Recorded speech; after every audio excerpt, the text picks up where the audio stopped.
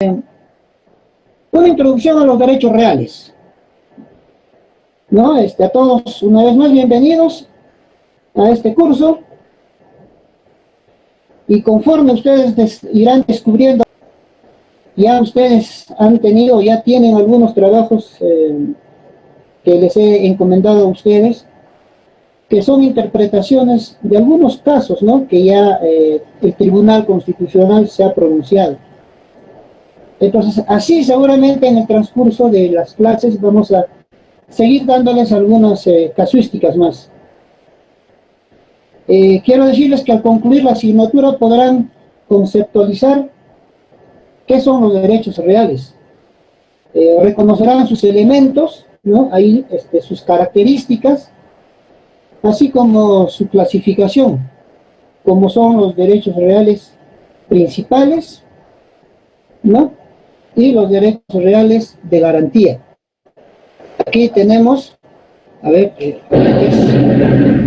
está.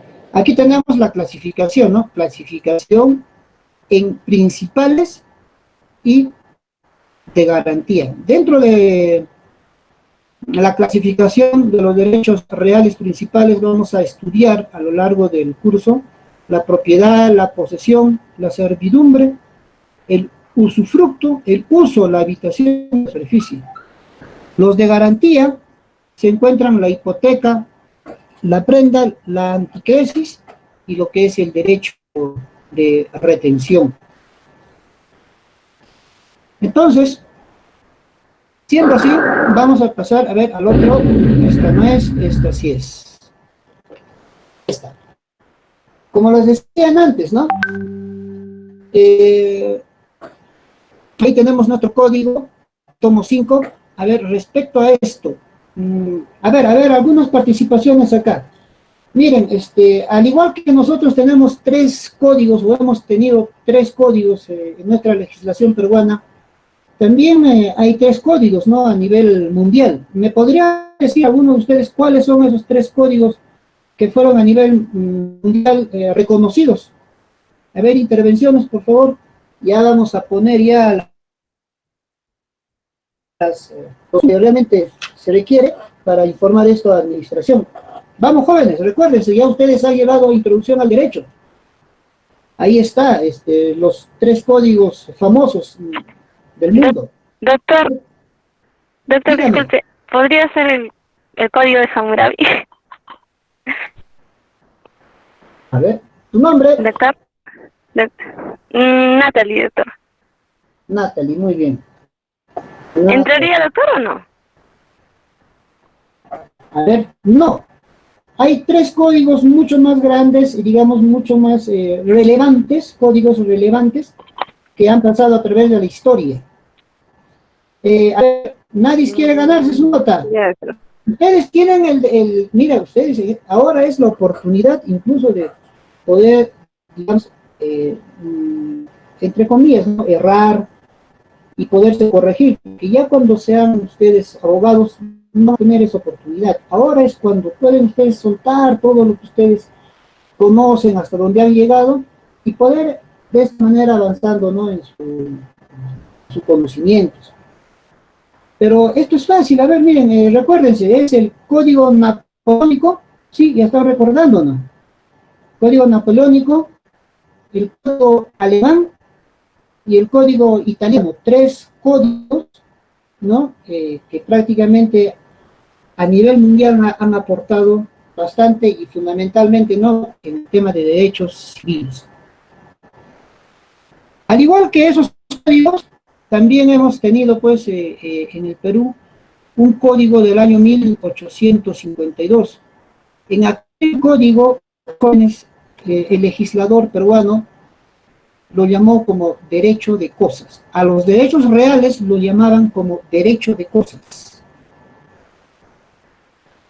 Con el tiempo, este código fue derogado, entró en vigencia, pues, el Código Civil del año 1936, en que a los temas de derechos reales, lo denominaron, en un libro, lo denominaron de los derechos reales. de los derechos reales.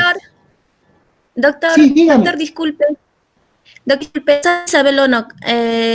Tuve un inconveniente al conectarme, pero en este momento me acaban de llamar del hospital. Tengo un familiar hospitalizado.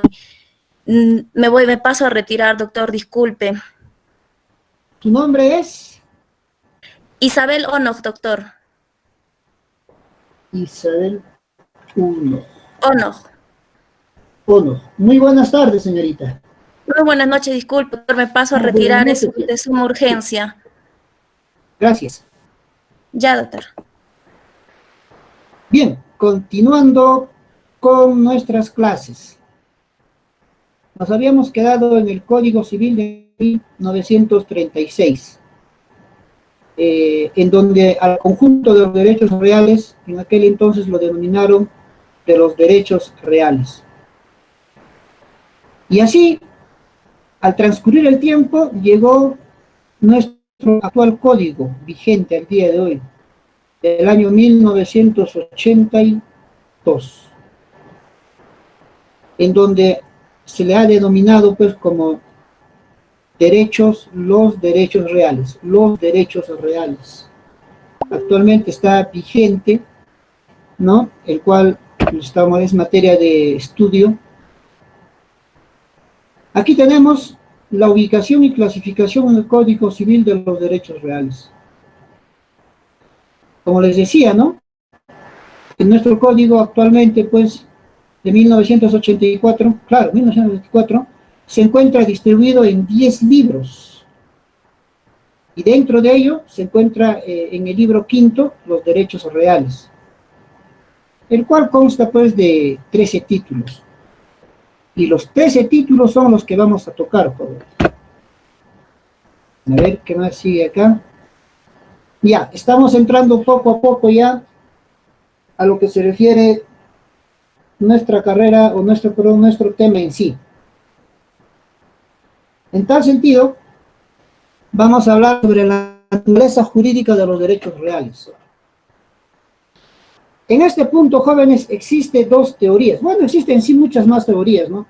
Pero estas dos teorías son las más, aceptadas al día de hoy. La teoría tradicional y la teoría personalista, o teoría del sujeto pasivo universal. La primera teoría, como ustedes ahí lo ven, a ver, voy a agarrar mi mouse.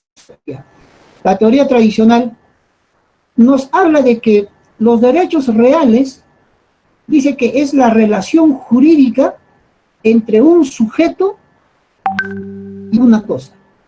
Por eso lo puse acá, miren, ¿ve? Es la relación jurídica entre este sujeto con una cosa. ¿Ve? Simple, así de fácil, entendible y digerible. En cambio, dice la teoría personalista o teoría del sujeto pasivo universal, nos dice que eso es inaudito. Eso no puede ser. ¿Cómo puede ser que un sujeto tenga una relación jurídica con un objeto, con una cosa? Eso es inaudito. Eso no se puede aceptar. Nos dicen que los derechos reales son relaciones entre sujeto en donde el primero es titular del bien y que otros sujetos que representan a la sociedad están en la obligación de respetar el derecho. A ver, ¿cómo va esto? De la siguiente manera. A ver, atrás, ya. Aquí hay un sujeto. ¿Ven esta parte de donde estoy apuntando, por favor? ¿Alguien me puede indicar si están observando el punto del mouse? Sí, doctor. Muchísimas gracias. Bien, nos están indicando que este sujeto, el de aquí, el primer sujeto, ¿sí? Tiene que tener, dice, una relación jurídica con este otro sujeto de acá. ¿Ya? Sujeto, segundo sujeto que a su vez es parte de la colectividad. De aquí abajo. Y eso y la colectividad en su conjunto deben respetar a este sujeto al primer sujeto que tiene o es propietario, dueño de bienes. ¿Me dejo entender? A ver, una vez más. Según la segunda teoría, es este primer sujeto que tiene que tener una relación jurídica con este otro sujeto, porque dice no se puede tener relación jurídica entre un sujeto y una cosa. Por eso es que refutan, esta teoría refuta la teoría tradicionalista. A ver si alguien me ayuda. ¿Alguien puede tener un código a la mano? ¿Tiene un código, por favor? A ver, recordar el tema de fuente de las obligaciones. Fuente de las obligaciones. ¿Dónde está? Obligaciones. Aquí tenemos obligaciones.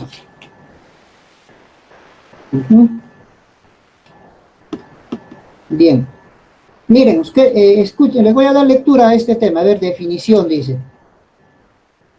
Fuente de las obligaciones, claro. Es la relación jurídica entre dos o más personas determinadas, en virtud de la cual uno o varias de ellas quedan sujetas respecto de otra u otras al realizar una prestación de dar, hacer o no hacer.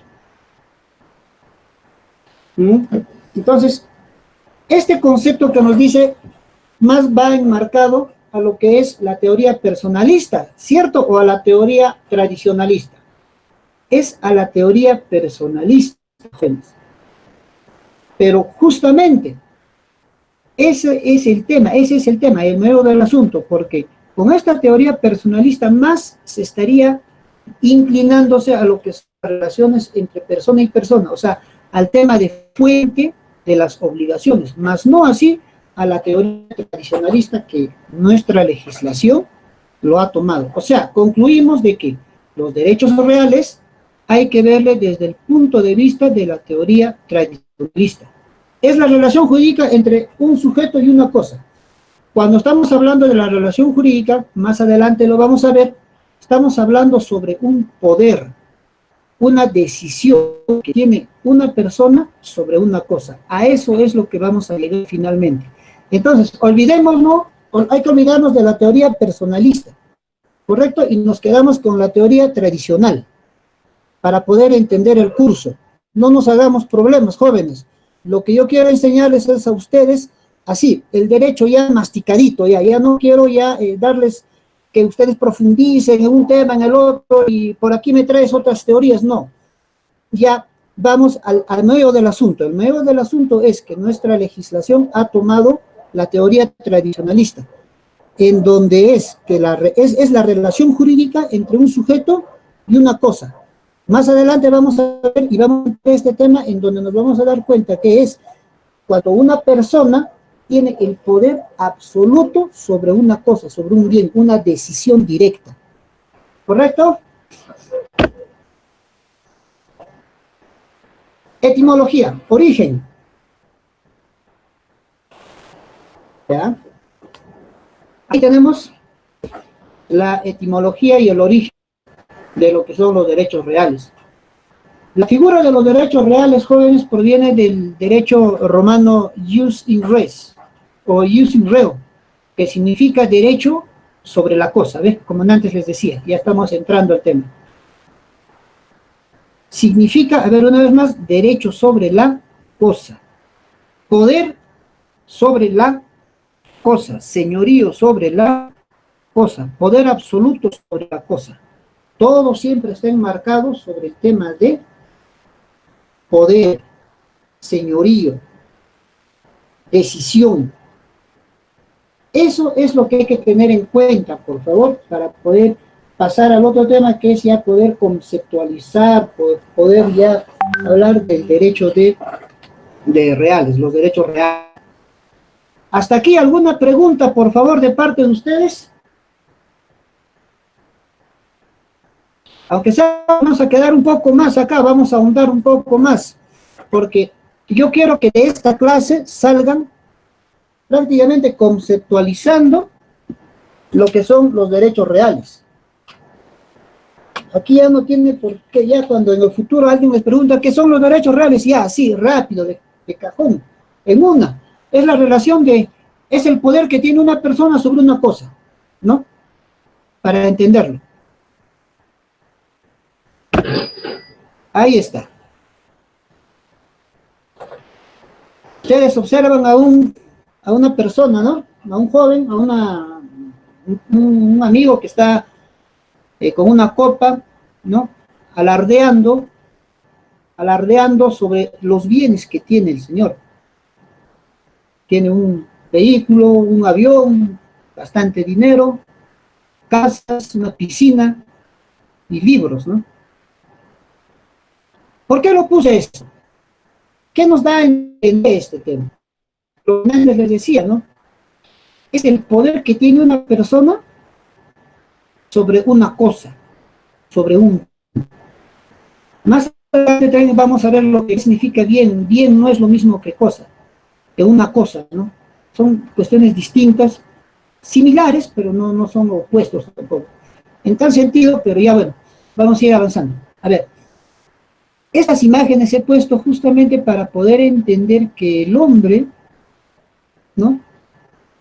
Ejerce poder sobre las cosas, decisión sobre las cosas.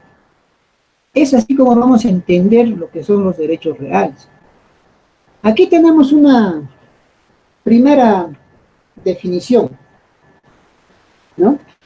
A ver, vamos a darle lectura a esta parte, en donde nos dice, a ver, es un poder jurídico que ejerce una persona física o jurídica, ya sabemos, ¿no? La persona física, natural, somos nosotros, pero cuando también hay personas jurídicas, ¿no? Cuando formamos empresas, asociaciones, que también son sujetos de derecho, ¿no es así? Entonces, dice, es un poder jurídico que ejerce una persona física o jurídica, ven de nuevo, sobre una cosa, para obtener una utilidad o un beneficio. Todo se entiende con ejemplos, ¿cierto? A ver. Ya, el ejemplo que todos, a ver, prácticamente todos estamos en este ejemplo. A ver, la gran mayoría en este momento está con una laptop, ¿cierto? Una laptop, un equipo de cómputo. En mi caso, en este momento estoy con una laptop. Estoy trabajando con esta laptop. ¿Y qué estoy haciendo con esta laptop? Al trabajar, ¿cómo estoy trabajando? Estoy impartiendo conocimientos, ¿cierto? Entonces esta laptop me es útil a mí. ¿Y cuál sería mi beneficio? ¿Cuál sería mi beneficio? Porque aquí en la definición habla sobre beneficio, ¿no? En su última parte, un beneficio. Es justamente después de que mi persona haya impartido conocimiento, mi beneficio será, pues, que me depositen en mi cuenta y reciba un sueldo, ¿cierto? Entonces, así es como debemos entenderlo. Una vez más, a ver, es un poder jurídico que ejerce una persona física o jurídica sobre una cosa. Es el poder jurídico que yo ejerzo sobre mi laptop para obtener una utilidad, un beneficio. ¿Ve? Yo estoy haciendo uso porque yo así lo deseo. Nadie me ha obligado. La otra definición, que no está tan lejos también de la primera, es la siguiente, ¿no? Dice, existe derecho real cuando una cosa se encuentra sometida, completa o parcialmente, al poder de una persona, en virtud de una relación inmediata que se puede oponer a cualquier otra persona. ¿Me podría alguien, por favor, aquí dar su punto de vista respecto a esta definición? A ver, vamos, jóvenes, participen. Ya tenemos nota ya, la señorita por su participación. Natalie, ya está ya arriba. A ver, vamos. Alguien, una vez más, a ver. Existe derecho real cuando una cosa se encuentra sometida completa o parcialmente al poder de una persona, en virtud de una relación inmediata que se puede oponer a cualquier otra persona. A ver, lo interpretamos. A ver, esta definición, jóvenes, implica como carácter esencial del derecho real la creación de una relación entre una persona y una cosa. Lo de antes, ¿no? Con esto quiere decir que en todo derecho real no hay nada de intermedio entre la persona que es titular del derecho y la cosa objeto de la misma. O sea, la acción de la persona a la cosa es de manera inmediata, rápida. A ver, si nosotros, tenemos aquí arriba la casa, ¿cierto? Con la piscina. Yo soy propietario de este bien. Como propietario, ¿qué derechos tengo sobre este bien? El primer derecho, pues, será, y lo que da ganas es meterse a la piscina, ¿cierto? Entonces, el hecho mismo de meterme en la piscina es esa relación inmediata que yo tengo con el bien. A eso es que se refiere esta segunda conceptualización. Y que también no necesito de ninguna otra persona para ejercer mi derecho. Esta casa yo puedo habitarla, ¿cierto? O no puedo también, es mi decisión. Es algo nato, es mío. Si tuviera el vehículo, aquí tengo el vehículo, ¿qué tengo que hacer? Conducirlo de manera inmediata. O sea, a eso se refiere. A ver, entonces pasaremos a otra definición. Vamos a ir hablando un poco más de definiciones para poder entender mejor sobre lo que es derechos reales. Mira, a ver, dice acá, el derecho real es aquella facultad que corresponde a una persona sobre una cosa específica. Como les decían antes, ¿no? Es mi facultad de yo poder decir qué hago con mis bienes, con las cosas. ¿Por qué? Porque yo soy el titular, el dueño. Esa es la relación que existe, como yo persona, con la cosa. Pero quien decide soy yo, porque yo tengo la decisión. Las cosas me pertenecen. Dice, es aquel que se crea entre la persona y la cosa, una relación directa e inmediata. De modo que el sujeto puede obtener provecho del objeto sin intervención de otra persona. ¿Ves? Ya estamos dándonos cuenta que prácticamente las anteriores definiciones están enmarcándose ya en uno solo. Todos hablan de lo mismo.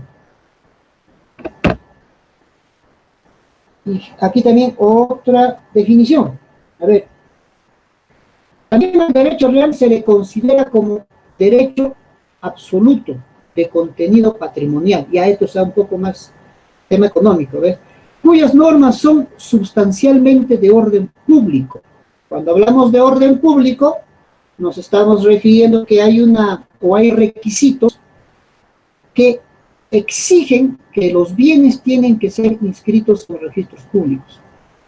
Dice, se establece entre una persona, sujeto activo, y una cosa, objeto, una relación inmediata que previa publicidad, nos dice, lo que antes les decía, previa publicidad, o sea, inscribir en registros públicos obliga a la sociedad, sujeto pasivo, a abstenerse de realizar cualquier acto con el uso y goce del derecho. A ver. Tenemos un bien mueble, o bien inmueble, un terreno abierto. Hemos comprado este terreno. Entonces nos dice, según esta definición, que la relación que existe entre la persona y el terreno, para que las personas lo respeten como tal, se tiene que inscribir ante los registros públicos. A eso es lo que nos conlleva. Y también nos dice esta definición, jóvenes, de que el bien mueble o inmueble, porque aquí ya no estamos hablando de cosas, sino ya de bienes, de patrimonio, es justamente eso, cuando la cosa se convierte en o tiene valor económico ya. Por eso es patrimonio de la persona. A ver, vamos a seguir avanzando. Ya, tenemos otra definición. A ver, lo vamos a dar lectura. Finalmente debemos entender a los derechos reales como aquellos derechos que tenemos las personas en relación a las cosas o a los bienes de forma directa e inmediata. Yo me quedo con esta definición, jóvenes. Entonces, anoten ya, yo me quedo con esta definición. Es una definición sencilla, clara y precisa. Bien. Vamos a ver lo que se refiere a las características de los derechos reales. A ver, antes de eso, quisiera preguntar, por favor, a ustedes. ¿Alguien me puede decir una definición de los derechos reales? Por favor, a ver, participaciones, antes de pasar a las características, porque esto ya es otro tema, ¿ya? Doctor, ¿Quién dice yo? A ver. doctor, yo. Nombre. Maldonado. Maldonado. ¿Qué? Santa. Listo, Maldonado. Santana, ¿no? Santana. Santana, doctor. Muy bien. Dígame, señorita. Bueno, en resumen sería la relación directa que tienen las personas con las cosas, ¿no? En pocas palabras, Correcto. que sería, Así de simple es. claro. Así de simple es como debemos entender el derecho, los derechos reales. ¿Alguna otra persona, por favor? Joven, vamos, participen en ese momento. Hay que llenar el acta aquí, el acta está en blanco. A ver, les dejo unos minutos, defínanlo y me dan a conocer.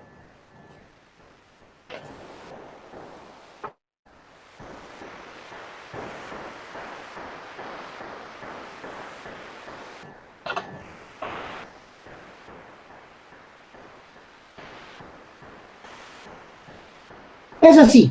Entonces, a ver, una vez más, ¿alguien me puede conceptualizar de lo que hemos hablado o definir sobre los derechos reales? ¿Alguien más para ya pasar al siguiente tema? La característica. A ver, nos dice que es un derecho absoluto. Derecho absoluto. Bueno, como ya estábamos diciendo, ¿no? Porque no existen límites. Tales al punto, jóvenes, de que incluso la misma Constitución, nuestra Constitución, dice pues que el derecho de propiedad es inviolable. El Estado garantiza el derecho a la propiedad y se ejerce en armonía bien común. Cuando hablamos de un derecho absoluto es porque justamente tal es el punto que la misma Constitución lo protege. Después vamos a hablar sobre números clausus, números apertos, porque dentro de este tema es ese punto. A ver, es de carácter, dice, patrimonial. Claro, porque la cosa a la que referíamos en antes, las cosas, el bien, necesariamente deben ser de contenido patrimonial, económico. Cuando es ya económico, interesa a la sociedad. Porque si estaríamos hablando solamente de una cosa, no sería materia de estudio de nuestro curso. ¿Cierto? Es una correlación, dice, conexión entre una persona y un bien. Esto es porque no puede existir una sin la otra. Es decir, a ver, si la persona estaría sola, sería tan solo sujeto de derechos, ¿cierto? Eso lo hemos estudiado en el libro de personas. Y si la cosa estaría sola, simplemente sería una cosa, pues, ¿no? Entonces, ambos tienen que existir. Tiene que haber una correlación, una conexión entre ambos. Es una relación inmediata, nos dice. El uso y disfrute de los bienes es de manera directa, sin necesidad de terceros. Ojo, a la pregunta de la señorita, esta característica es propiamente de la institución jurídica del derecho, de los derechos reales de lo que es la propiedad. Porque esta parte va a ir cambiando en cuanto estudiamos las demás instituciones. Y finalmente es exclusivo, nos dice. ¿Ah? Por el que el derecho que tengo sobre el bien lo hago a vista y de la sociedad, quienes están en la obligación de respetar el derecho o la relación jurídica que tengo con el bien. A ver, un ejemplito. Como les decían antes, ¿no? Cuando es exclusivo, significa que le corresponde, le pertenece a alguien. ¿Y cómo es que nosotros nos vamos a enterar que ese bien le corresponde a alguien? Claro, aparte de lo que va a dar uso ante los ojos de la sociedad. Es cuando el bien lo vamos a inscribir en los registros públicos. Los registros públicos nos van a dar ese principio de lo que es principio de publicidad. Y cuando es un principio de publicidad, significa, ¿sí?, de que todos debemos respetar el derecho de esa persona. Y también dice, se rige por el principio de legalidad. Claro, porque ya nuestro Código Civil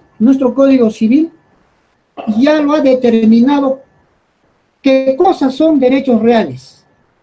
Ya lo ha determinado ya. Está enumerado. Pero ustedes dirán, pero obvio, todos los derechos del libro están enumerados, están ya, ya tienen ya un libro, una legislación.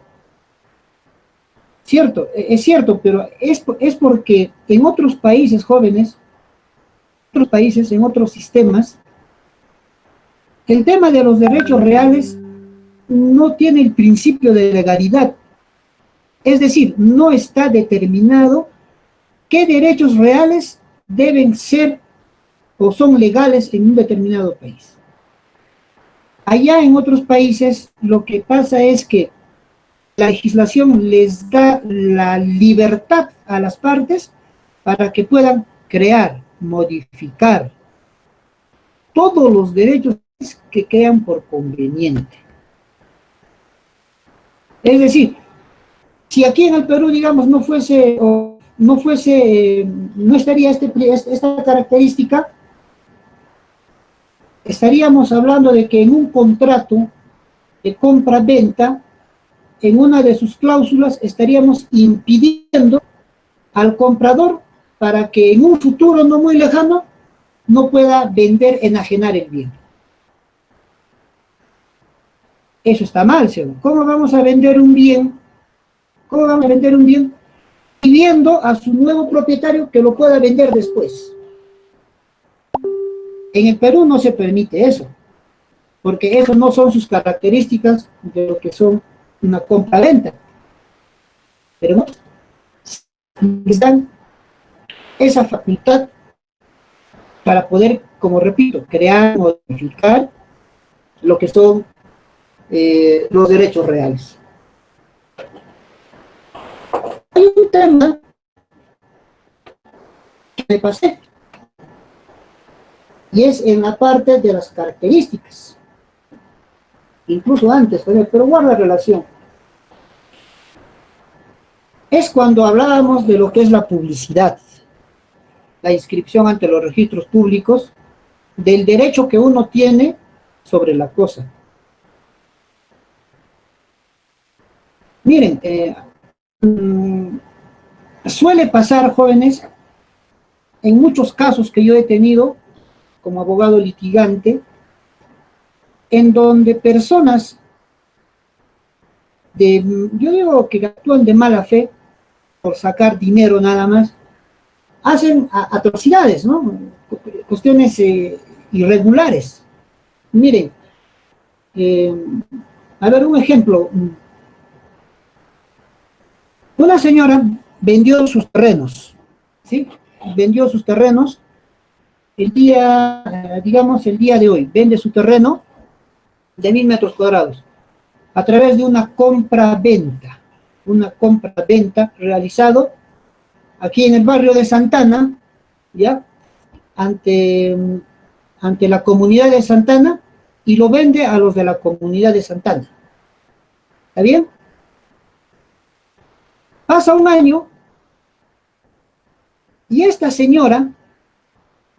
misma señora, en el terreno vendido empieza a edificar.